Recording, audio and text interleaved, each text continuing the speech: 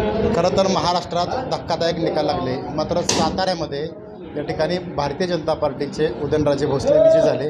माझ्यासोबत आहेत भाजपचे जिल्हाध्यक्ष धीरजदादा कदम। दादा, सुरुवातीला अभिनंदन। कसा एकंदरीत सुरुवातीपासूनचा आणि पक्ष संघटना म्हणून कशाबद्दल काम केलं? भारतीय जनता पार्टी गेली 2 वर्ष आमचे प्रदेशाध्यक्ष आदरणीय चंद्रशेखरजी बावनकुळे साहेब आणि आमचे महाराष्ट्रातील नेते उपमुख्यमंत्री आदरणीय देवेंद्र फडणवीस साहेब यांच्या सूचनेनुसार, यांच्या निर्देशानुसार या ठिकाणी बूथ लेवलला काम करते। गेली 2 वर्ष केंद्र सरकारनं गेल्या 10 वर्षामध्ये जे काही जनसामान्यांच्या कल्याणासाठी निर्णय घेतले, ते निर्णय लोकांच्यापर्यंत पोहोचवण्याचं फार मोठं काम या ठिकाणी आमच्या बूथ अध्यक्षांनी केलेलं आहे। आणि ज्या योजना पंतप्रधानांनी या देशातल्या गोरगरिबांची आर्थिक उन्नती व्हावी म्हणून केल्या, त्या पोहोचवायचं काम या ठिकाणी दुवा म्हणून आमच्या भारतीय जनता पार्टीच्या बूथ अध्यक्षांनी केलं। आणि हे एकदम सूक्ष्म काम होतं। हे प्रत्येक घरामध्ये जाऊन त्या ठिकाणी त्या आमच्या भारतीय जनता पार्टीचा कार्यकर्ता प्रत्येक लाभार्थ्याच्या घरात जाऊन त्याचा फॉर्म भरणं आणि त्याला ती केंद्राची, राज्याची मदत मिळवून देणं, हे काम त्या ठिकाणी गेली 2 वर्ष आम्ही करत होतो।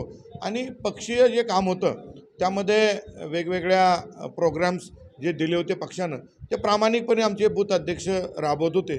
आमचे नेते मंडळी गेली 2 वर्ष या ठिकाणी काम करत होते। आमचे केंद्रातले नेते मंडळी या सातारा लोकसभा मतदारसंघामध्ये जवळजवळ 8 त्यांचे लोकसभा प्रवास झाले, वेगवेगळ्या नेत्यांचे प्रवास झाले। यामुळं कायम आमचा कार्यकर्ता निवडणुकीसाठी तयार होता। आता निवडणूक जाहीर झाली होती। छत्रपती उदयनराजे भोसलेंना या ठिकाणी भारतीय जनता पार्टीच्या वरिष्ठ नेत्यांनी तिकीट दिलं। जिल्ह्यातील जे नेते होते, मग भारतीय जनता पार्टीचे असोत आणि आमच्या महायुतीतले सगळे नेते या ठिकाणी तनानं मनानं एकदम एकत्रित आले होते।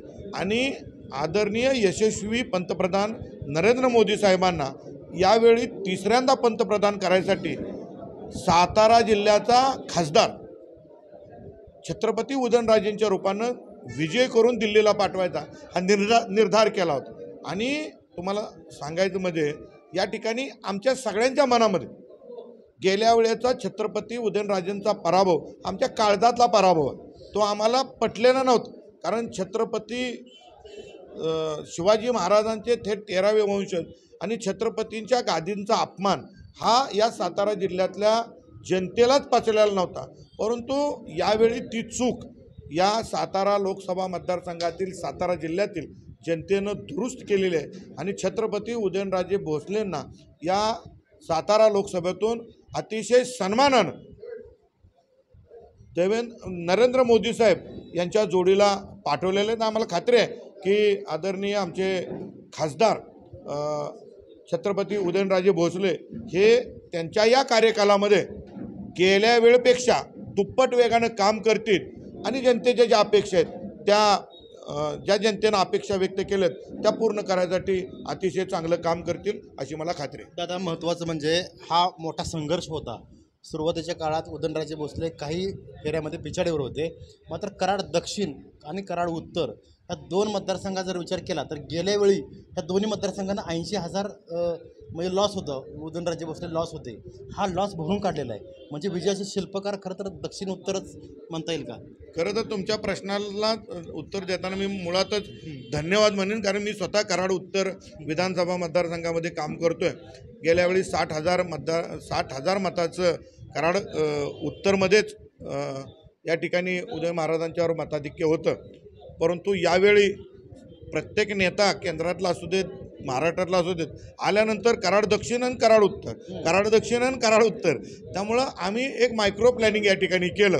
आणि पक्षाची काही मंडळी या ठिकाणी महिनाभर महाराष्ट्रातून येऊन राहिले होते आणि त्यामुळं पंचायत समिती गणवाईज आम्ही ते नियोजन केलं। पलीकडं आमचे नेते आदरणीय अतुलबाबा भोसले असतील, या ठिकाणी विक्रमजी पावसकर असतील, उत्तरमध्ये मी स्वतः आहे, मनोज घोरपडे आहेत, रामकृष्ण वेताळ आहेत, आमचे भीमराव काका आहेत, या सगळ्यांनी मनापासून काम केलं। अजून खूप कार्यकर्ते आहेत की ज्यांनी नेते म्हणून काम केलं, कार्यकर्ता म्हणून काम केलं।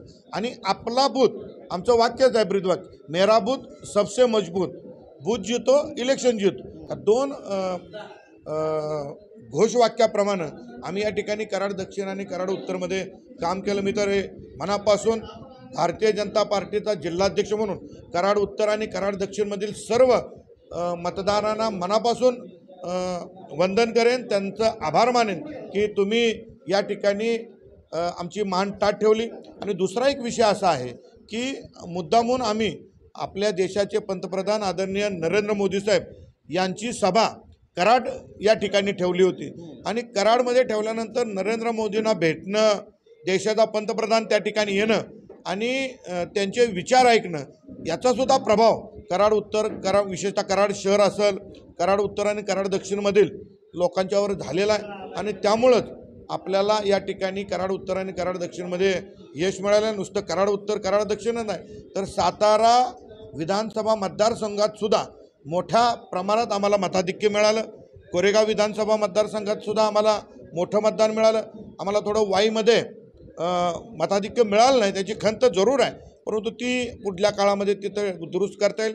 पाटण आम्ही बरोबरीनं या ठिकाणी चाललेलो आहे, परंतु अवघड परिस्थितीमध्ये चर्चा निगेटिव्ह असताना या ठिकाणी महायुतीच्या सर्व नेते मंडळींनी आणि सर्व कार्यकर्त्यांनी, सर्व मतदारांनी नरेंद्र मोदींचं विचार ऐकून या ठिकाणी छत्रपती उदयन महाराजांना विजय करायचं जे मोठं शिवधनुष्य पेरलं आणि विजय केलं त्याबद्दल मी सगळ्या सातारा जिल्ह्यातील मतदारांचं मनापासून आभार मानतो आणि त्यांना धन्यवाद देतो. खरं तर उदयनराजे भोसले यांच्या हा मिळालेला विजय म्हणजे सर्व भाजपचे नेते, कार्यकर्ते आणि सामान्य मतदार यांचा विजय आहे असं मत जिल्हाध्यक्षांनी व्यक्त केलं आहे. विकास भोसले, महाराष्ट्र लाईव्ह, सातारा.